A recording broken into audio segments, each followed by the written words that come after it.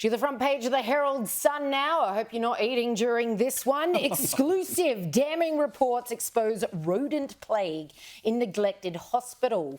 Rats on the wards. Victoria's major trauma hospital, the Alfred, is being overrun by mice and rats, with faeces found on beds and rodents seen running in patients' rooms, staff areas, in operating theatres. This sounds like something out of a horror movie.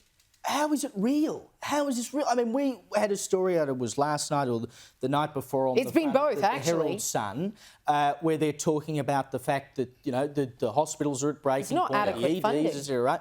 Now we've got hospitals full of rats. I mean, how do we get to the point, again, I sound like a broken record, but we can't even do pest control in hospitals anymore. We've got oodles of money to do all sorts of things. I mean, Daniel Andrews signed up to the Commonwealth Games, then he took them out of the Commonwealth Games. They've got to pay hundreds of millions of dollars in compensation to the Com Games for it. They're still building $2 billion worth of infrastructure in the regions to say sorry for canning the Commonwealth Games, but we can't keep rats out of hospitals. It's a full-time job being that corrupt. You can't fit in things like health. Also on the front page of the Herald Sun, Joyce tops inquiry list. Everyone's licking their lips over this. Former Qantas Chief Executive Alan Joyce and Chairman Richard Goyder are expected to be top of the list of people the Senate Aviation Inquiry will decide it wants to summon when it meets today. Pressure continues to mount on the flying kangaroo, with the Transport Workers Union calling for Mr Goyder and the rest of the board to be cleaned out after the High Court yesterday, which was actually today, ruled Qantas's sacking. We've already been through all that front page.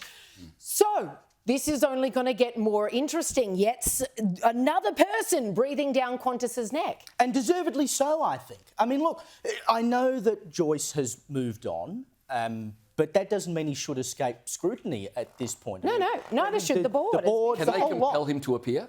Well, I don't actually because I can't see him volunteering. But he's going to jet off into the sunset. He went the other day to that Senate thingamabob, right? Like, I don't see why he shouldn't appear. And if he doesn't want to appear, then he deserves to be raked over the coals for it. Now, quickly before we go to the break, the front of the Canberra Times tomorrow, Dutton targets drug capital. In a move certain to inflame the debate over territory rights, the federal coalition is seeking to overturn the ACT Labor Greens government's controversial drug decriminalisation laws, I mean, Dutton said he's totally shocked and dismayed at this, and there's always been the discussion over what rights the territories should have.